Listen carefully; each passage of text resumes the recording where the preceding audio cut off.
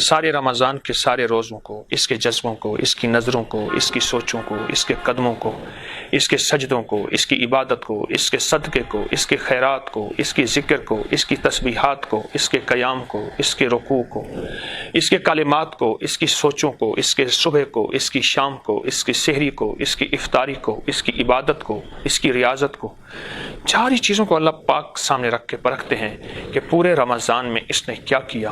وہ رات ہوتی ہے جس کی صبح عید ہے، چاند رات، عید کی رات،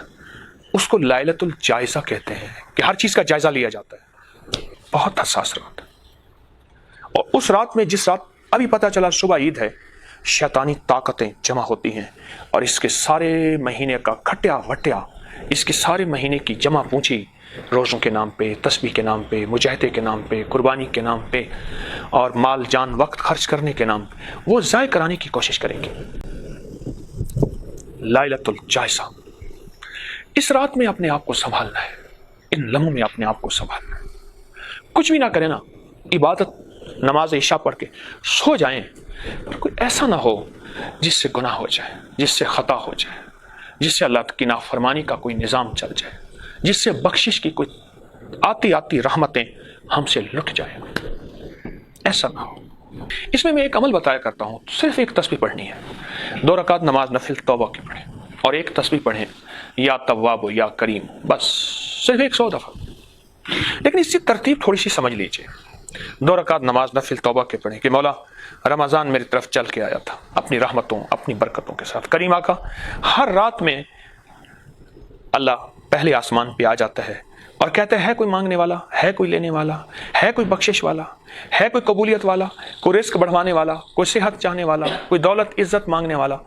پہلے رمضان کے پہلے آسمان میں میرے اللہ ساری رات صدائیں ہوتی ہیں، مولا مجھ سے غفلت ہوئی، مولا میں نے روزہ رکھا، میری نظروں، میری چاہتوں، میرے جذبوں، میری تنہائیوں میں کوئی خطا ہو گئی، اے اللہ میں روزے کا صحیح حق ادا نہ کر سکا، اے اللہ روزے کے ساتھ میں صحیح سجدے نہ دے سکا، صحیح عبادتیں نہ کر سکا،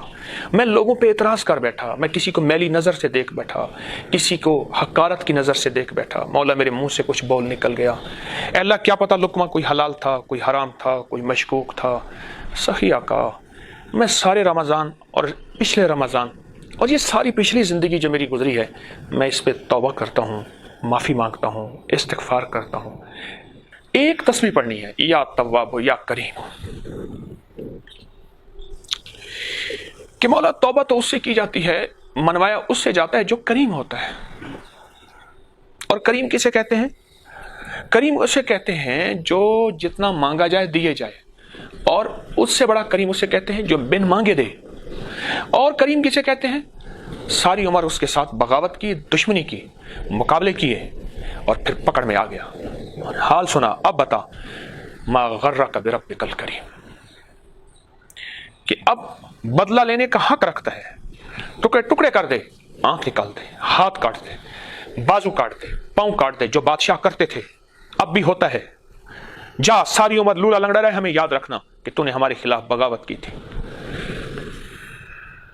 لیکن جا ہم کریم ہیں، میں کریم ہوں، جا میں نے تجھے معاف کیا۔